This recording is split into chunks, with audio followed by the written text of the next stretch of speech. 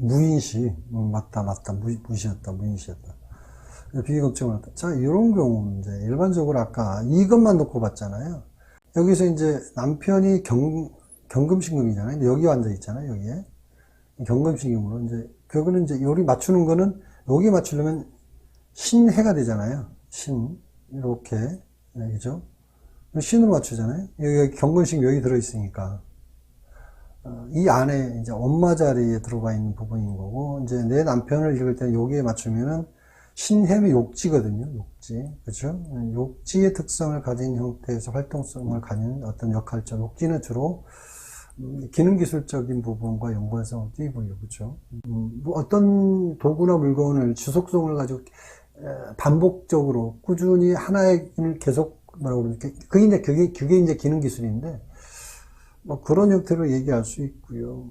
이 모습이 이제 내가 원하는 남편의 모습인 거죠. 내가 보고 있는 남편의 모습이죠. 다른 형태로서 쓰는 거라면은 이제 갭이 생기는 거죠. 내 남편은 욕지라는 거를 쓰는 형태의 모습으로 드러나야 되는데, 그렇지 않고, 다른 12운성을 쓰는 형태의 직업성을 갖고 있거나 그런 모습을 자꾸 드러내면 내 남편 같지 않는 느낌을 갖는다라는 걸 얘기하는 거고, 그 다음에 이제 어디에 있냐 보니까 엄마 자리에 있다라는 거잖아요. 엄마 자리에. 그렇죠? 외부적인 모습과 함께 보는 거죠. 외부적인 모습은 주로 목화토금 도형을 봤을 때 이 모습이 주로 뭐에 영향을 많이 받는 거예요. 보니까 개수, 해수, 간목. 이 금의 입장에서는 이게 식상이고 재성이죠. 식상과 생재라는 식상과 재성적인 기운을 많이 쓰는 식상과 재성의 기운을 많이 쓰는 형태에서 어떤 직업성이 드러나거나 이런 형태, 외적인 기운에 의해서 좀 더 크게 본다라고 보는 거죠. 뭐 이런 형태죠. 그게 이제 오히려 껍데기는 여기서 껍데기는 이제 오히려 식상생재라는 기운을 쓰는 형태의 남편의 모습에서 더 이제 확 필요죠. 그 다음에 그게 일본어로 외적인 형태에서 필이 왔다가 시간이 지나면서 일지 모습, 욕지라는 어떤 개념을 가진 내 남편의 개념인 거고, 또 그 이전에 내가 인성이니까 여기에 식상으로서 나한테 대해주는 남편이 식상의 기운이 강한 사람이면서 식상적 모습으로 주적인 부분이 그 모습으로 나한테 대해주는 남자가 내 남자다라고 얘기를 합니다. 이게 이제 껍데기로 보여주는 내 남자의 모습에서 보는 거고, 여기서 이제 12운석으로 보는 거는 이제 본질로 들어간 거죠. 본질로 들어가는 거죠. 그렇지만 이 12운석이 본질일 수도 있지만, 거기에 12신살이라는 게 포함이 되기 때문에, 이거 두 개 동시에 또 봐야 되는 측면이 없지 않아 있지만, 일주만 가지고 본다. 여기서는 또 뭐 본다라는 거지. 그렇죠? 겁살이잖아요. 겁살 자체는 기술성을 어떤 기술성을 사용한다? 욕지면서 겁살이니까. 어떤 기술성, 어떤 겁살, 어떤 거? 주로 이제 예를 들어 건축, 이런 거겠죠. 건축이라든지, 기술성과 연관된 건축 쪽이 많죠, 일반적으로. 요즘, 나이가 먹은 사람은 건축 쪽이 많은 거고, 저기 같은 경우, 건축 인테리어 쪽이 많은 거고, 요즘 애들은 요즘 사람을 겁살이나 기술성을 쓰는 건 주로 이제 디자인 쪽으로 많이 가지만, 옛날 사람들은 주로 건축이나 이런 쪽으로 많이 가죠. 남편이 뭐 하시는 분인가? 궁금하다. 기계화에서 기술 쪽인가요? 기술 쪽으로 연관되어 있나요?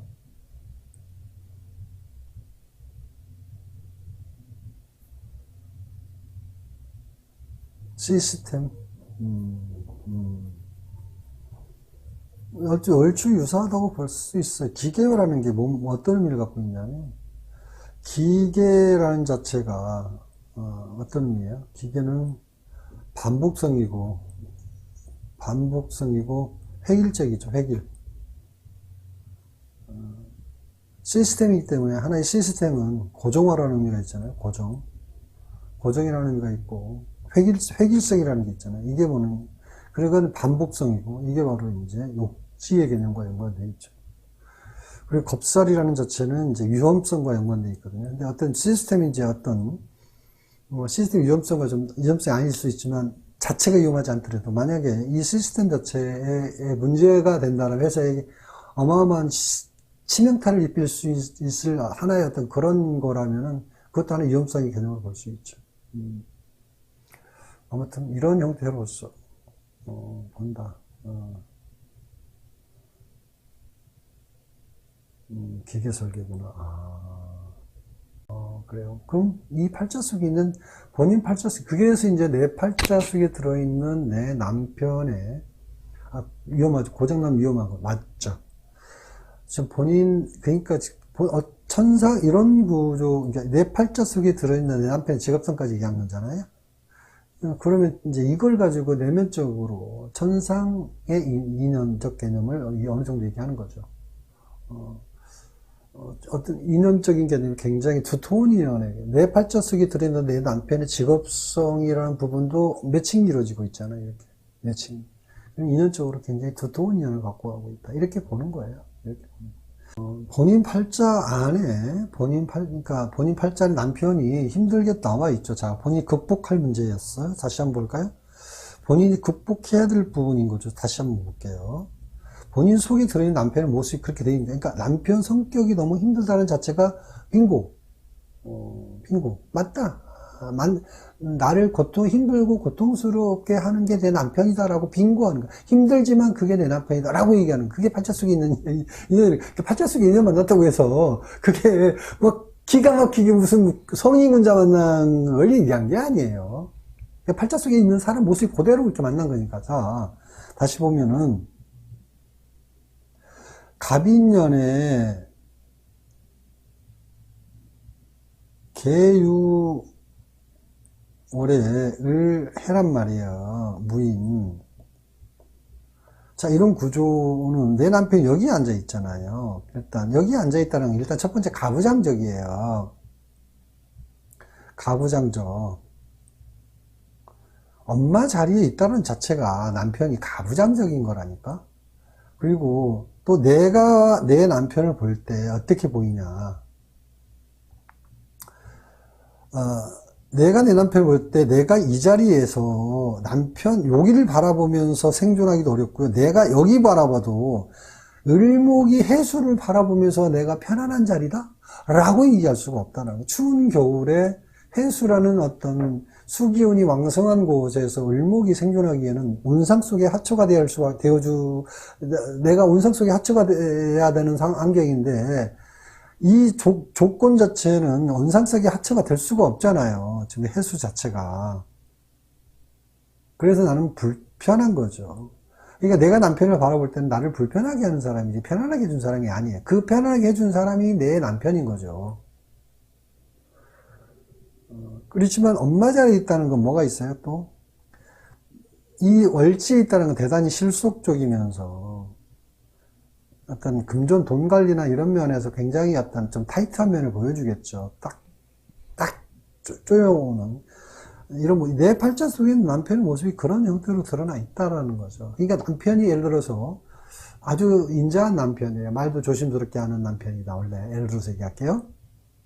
근데 가끔가다 한 번씩 이렇게 좀, 그렇게 좀 인자한 사람인데 가끔가다 한 번씩 화가 나면 한 번씩 센 말을 한 번씩 해요. 자, 그렇게 하더라도 평상시 보면 그 성인군자가 가끔 남들이 보면 진짜 네 남편 성인군자다라고 얘기하는데도 불구하고 나는 그걸 내 남편이 어떻게 된 줄 알아? 이대로 느끼는 거야, 이 모습대로. 이 모습대로 느껴요. 그러니까 한 번씩 가끔 화낼 때 있잖아요. 난 도망가고 싶은 거야. 내 남편이 너무너무 싫은 거야. 정말 남들이 볼 때는 아무것도 아닌 걸 나는 그걸 엄청 크게 느낀다니까. 왜? 이 사주에 있는 양만큼 느껴야만이, 이 불편성만큼 느껴야만이 내 팔자 속의 남편이라고 생각하기 때문에, 남편은 실질적으로 별거 아니도 불구하고 나는 그렇게 남편이 느껴야만이 된다니까.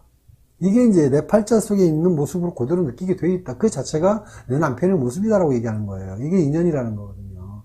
이게 실질적으로 내 남편이 진짜 인자한 사람이면요, 진짜 막 남들 봤을 때 이런데, 나는 내가 그걸 그렇게 느끼지 않고 저 사람 어떻게 보냐면 남남처럼 돼요. 왜냐하면 내 남편이 아닌 거야.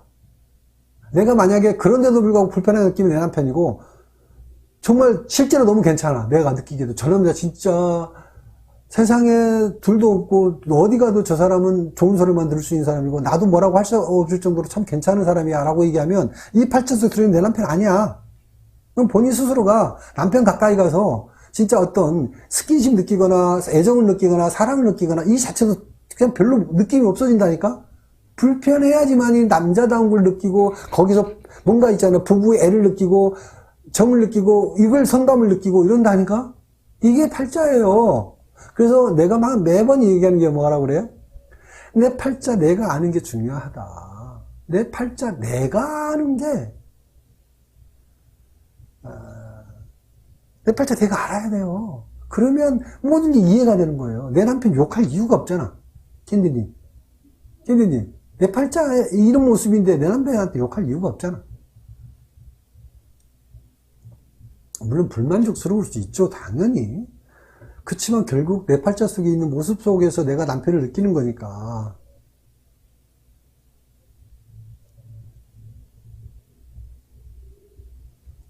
이런 부분을, 그래서 팔자를 아는 순간 그 세상 모든 거 일어나는 현상에 대해서 욕할 거 없고 탈 게 없다. 직장 생활하면서 이 사람 때문에 미쳐 죽겠다. 나 이 사람 때문에 직장 생활 못하겠다.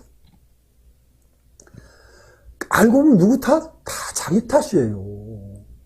정말 이런 얘기하면 무슨 뭐 예를 들어서 사주 공부하기 전에는 이런 소리 하면 웃기는 소리 이렇게 했는데 그 모든 탓이 다 내 탓이더라. 그걸 내가 많이 깨닫게 해주거든요. 그러니까 넌 사실 이제 그걸 얘기해 주니까 사실 사람들이 좀 좋아하진 않더라고요. 여기 와서 힘들다고 얘기하러 왔는데 좀 다 들어주거든요. 이제 와서 가지고 뭐 직장 상사가 어쩌고 저쩌고 하면서 정말 또 주변 친구가 뭐라고 그러고 이런 얘기하면 이제 다 들어주죠. 그래요. 그러는데 그러면서 이제 서서히 이제 본인 사주를 설명을 해주죠. 설명을 쭉 해주면 이제 서서히 얼굴색이 변하기 시작해. 약간 울그락불그락 막 이렇게 돼요. 왜? 저 사실 사주를 놓고 보면 여러분들은 참 어느 정도 사주에 대한 도가 텄으니까 개념적으로 사주가 이런구나 깨달았으니까 별거 이렇게 나쁜 얘기 들어도 그런가 보다 이렇게 받아들이는데 사주 보러 온 사람들은 조금 기분 나쁜 소리 들으면 얼굴이 그냥 울그락불그락 그래요. 그래서 좋은 소리만 들으려면 사실 좋은 소리만 들으려고 사주 보는 건 의미가 없죠. 대팔자라는 저 같은 경우에는 이제 저한테 잘 찾아왔음에도 불구하고 나한테 잘 찾아왔음에도 불구하고 난 그렇게 생각해요. 나한테 찾아왔으면 나는 복이다 라는 생각하거든요. 사주를 정확하게 정서적으로 정확하게 읽어주는 사람이기 때문에 그냥 무턱대고 뭐라고 그럽니까? 그냥 막 이렇게 좋은 얘기만 해주는 것도 아니고 있는 거 냉정하게 좀 얘기해주는 편이거든요. 좋은 건 좋은 거고 나쁜 건 나쁜 거라고 정확하게 읽어주는 편인데 그것도 쭉 설명을 해줘요. 논리적으로 설명을 해주거든요. 사주에서 정확한 논리적으로 그리고 해법까지 줘요. 문제가 있으면 답이 있기 때문에 해법까지 다 해주는 거 나한테 잘 찾아왔다는 것까지 좋았는데 결국은 못 받아들이면 지 몫이죠.